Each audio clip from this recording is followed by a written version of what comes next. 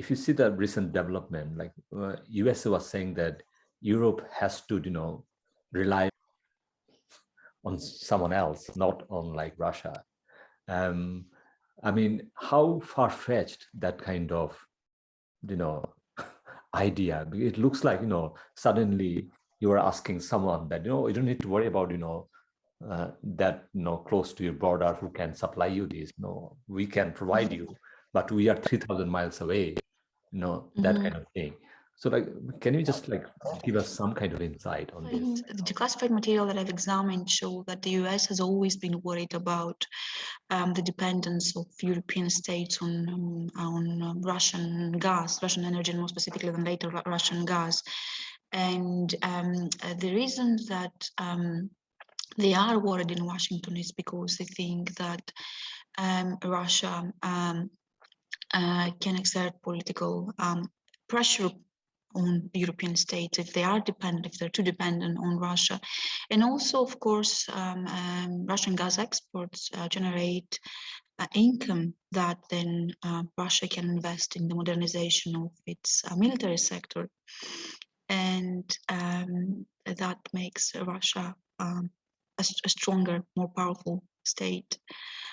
So these are the two main reasons why the United States wants European states to diversify supplies, gas supplies away from Russia.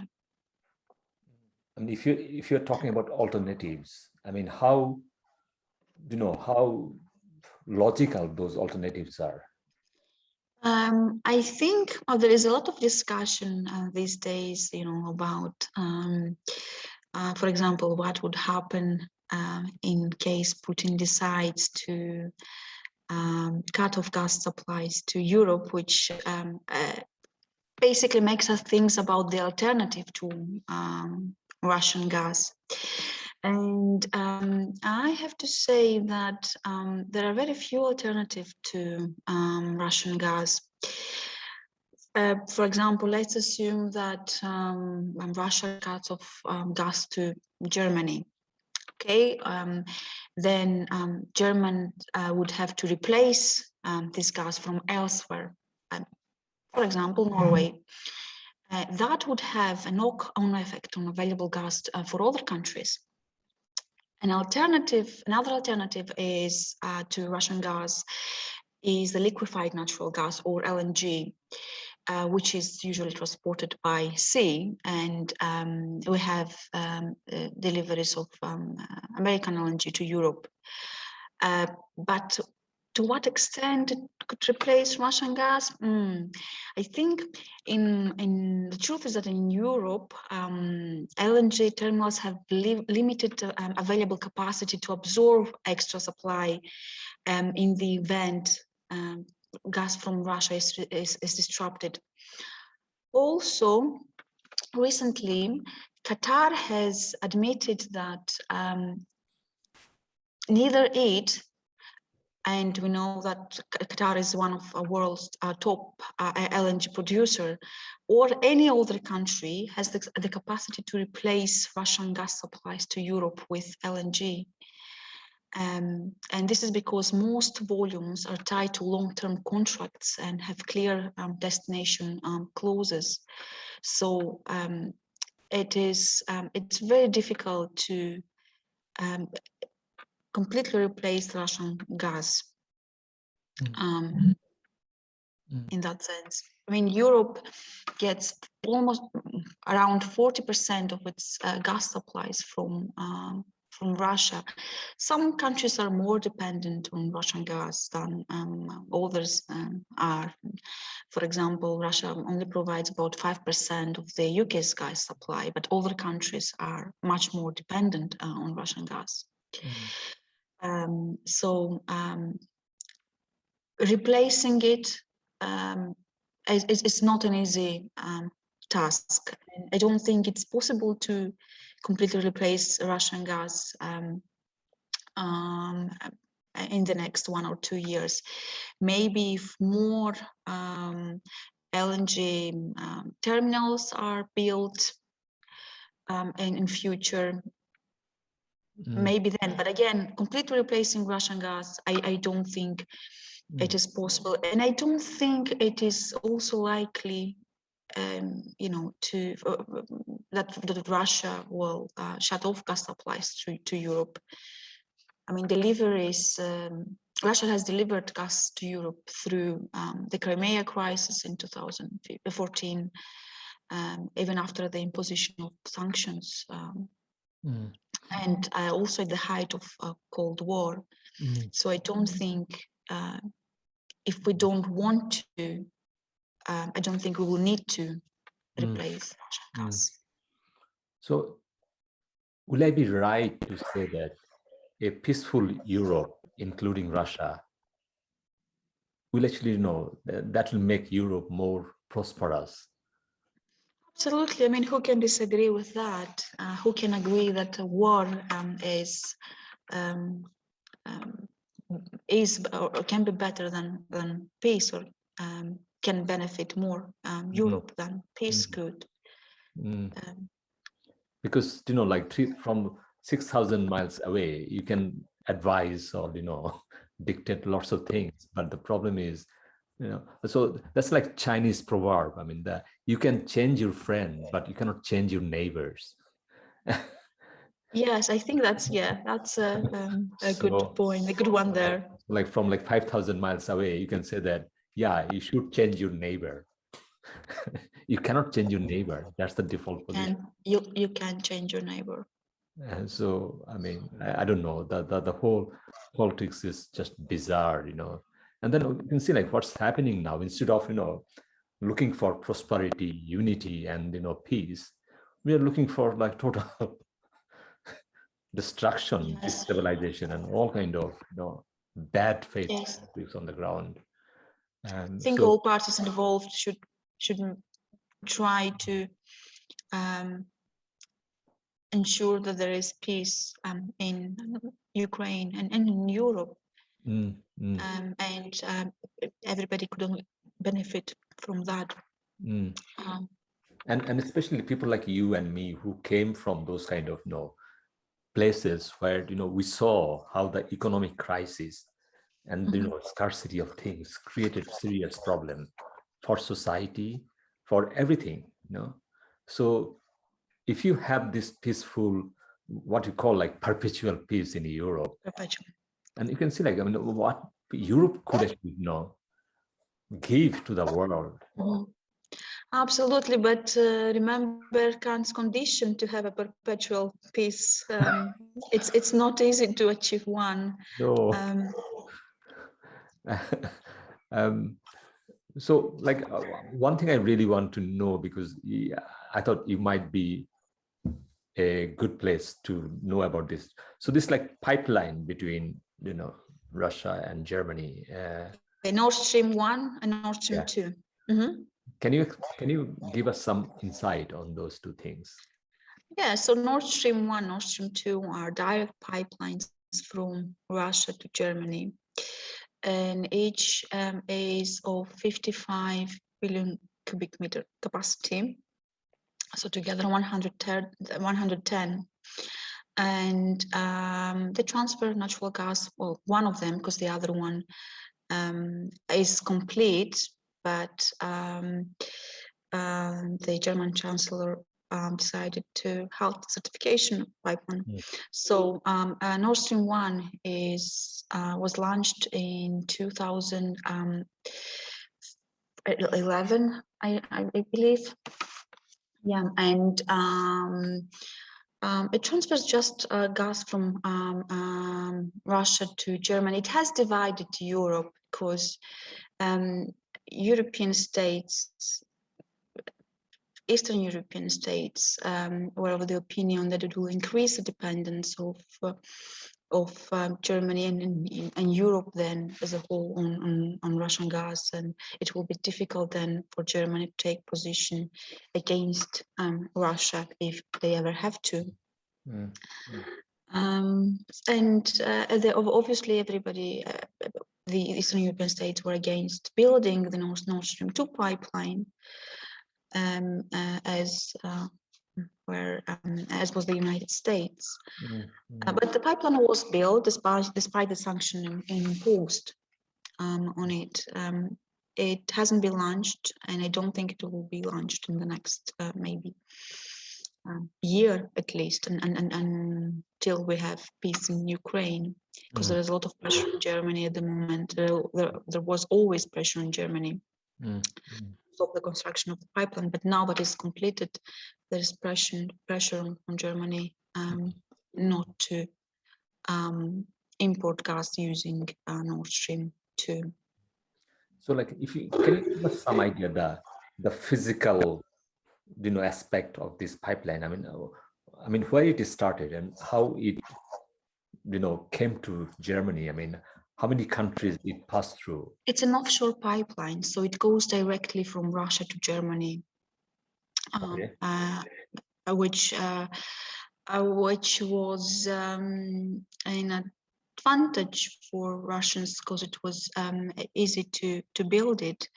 It would be very difficult for them, for example, to build a gas pipeline that would have to go through Poland or Ukraine or other countries because of the political situation after the annexation of Crimea. So because Nord Stream 2 is an offshore pipeline, it was much easier to build it, and according to the feasibility study, it made also more sense financially for Russia. So, like, who paid for the infrastructure? Russians paid for the construction of the pipeline, but there was also a lot of support by European energy giants, because then they would use the volumes imported via Nord Stream. So in general, there was a support to build the pipeline by the German energy giants, because they have interest then in the project, and they would resell also the Russian gas that Germany would receive via the pipeline.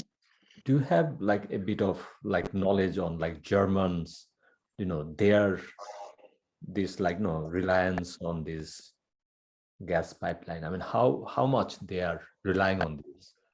What's the stake here? I think they import 40% of gas from Russia, and the projection was that the reliance on Russian gas would increase because of the nuclear phase out in Germany. But we don't know how is that going to go now that because of the war in Ukraine, because the messages we are getting now is that Germany wants to reduce its reliance on Russian gas, and there have been voices in Germany saying that for years now that Germany should reduce its reliance on Russian gas, but because of the business sector in Germany, the project stayed alive, the Nord Stream 2 project.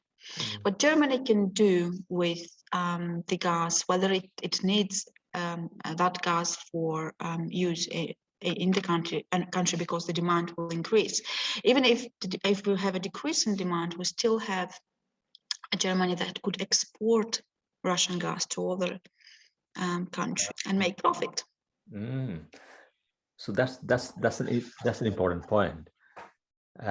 So it's a business project by these two countries.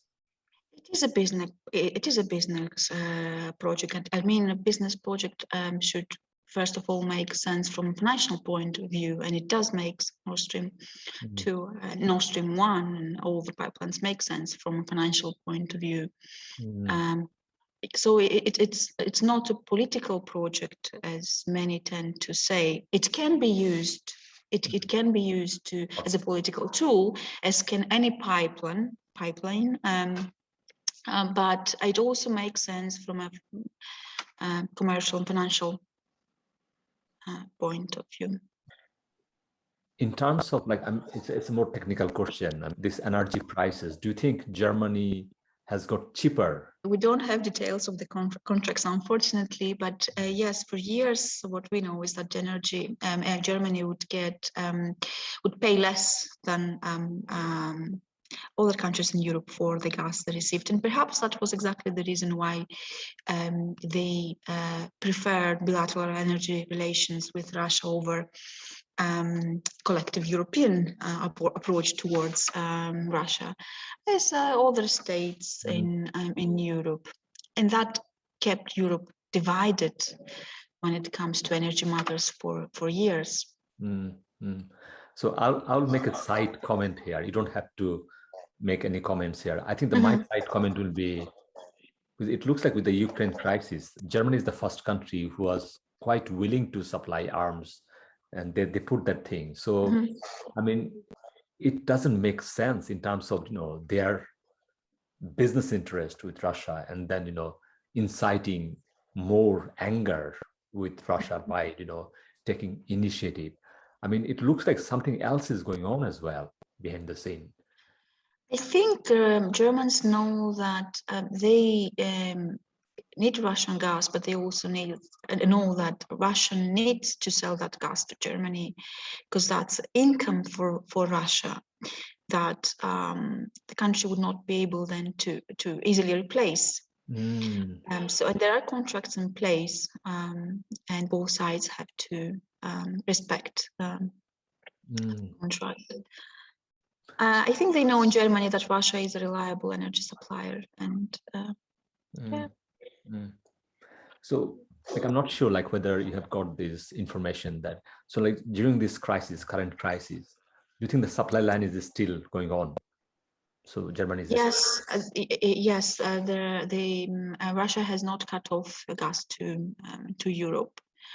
We don't know if it's going to happen, but I think that it is highly unlikely that Putin decides to cut off gas supplies to Europe. As I said, he didn't do that during the Crimea crisis, and even during the Cold War, the flow of natural gas to Europe remained uninterrupted.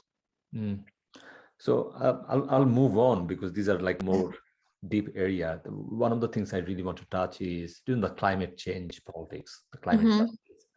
Because so the things we are talking about, these are all fossil fuel we are talking about. But I think out of all, natural gas is the greenest one. So people try to replace coal with natural gas, or nuclear energy with natural gas, and I think that means that we'll see an increase in demand for natural gas in Europe, and not a decrease as many experts and analysts predict. Because if you don't use coal, and if you don't use nuclear energy, you have to use something, right? And if you don't use, again, oil for the same reasons, so the obvious alternative is natural gas. So this is the greenest out of those. Out of those options. Yes. Okay, that's interesting. Yeah. I mean, personally, like, I'm quite against nuclear, this power, because that's much more complex area. Yeah. I mean, I read a couple of articles, by top scientists. That's what they're saying, that, since 1950s, the people are saying that, oh, we'll be, nuclear power plant everywhere in like next 10 years. That next 10 years never came through. I mean, and also the problem is nuclear power plant needs lots of infrastructure, lots of water close to, sea, and all those problems. If the side, and if something goes wrong, it will be a disaster, right? Yeah. So, and always something goes wrong. I mean, there's always a case when something goes wrong, and then you have a disaster. So I don't think there is much support for nuclear energy in Europe. I mean, like, what's your take? Because then whenever I, drive around Scotland, you see lots of windmills everywhere. Yeah. What's your take on this, like this renewable energy? What's the future for this kind of thing? I think, I mean, this is a form of energy that could um, maybe not reduce the demand for natural gas, but maybe replace, the use of oil or coal in future. And if more and more countries install and use this, then I guess, they'll benefit from that. To be honest, this is not my area of expertise, so I don't know, for example, how many mills you have to install to, to cover for what you get from the piped gas. But yeah, there certainly can help. We have to change our lifestyle as well, lots of things. Absolutely. So it's not just like one thing, it's just a combination of things you have to change, modify, and then accept that, perhaps we don't need all those fast car, perhaps we don't need 24/7 electricity, perhaps we should give the planet a chance to breathe normal air. Yes, but that change doesn't come, in a day. No. You have to educate people, perhaps the younger generation, because it's difficult to change habits if you're older. And maybe it is a solution for the next generations, but it's very difficult for people now to change the habits. So I don't see it could help in short term, because not many people would want to commit to that, to change their habits, the way they live, unfortunately. And also, like, these are the thought process we normally do during peacetime, not during wartime. These are the good things. Yes. Good for the humanity. Normally we need peacetime as well, some kind of good time to think about this. Yes, I think that's a good point. I think when in a time of peace, then you politicians, those that have power, can focus on other issues important for humanity, for our planet. But during a time of war, I think everybody is 100% focused on what's going on there, where the war is. So there is less time, less energy, and less interest in other important areas. Thank you so much. Thank you for inviting me, and thank you for this nice atmosphere Thank you. created. Bye bye. Bye.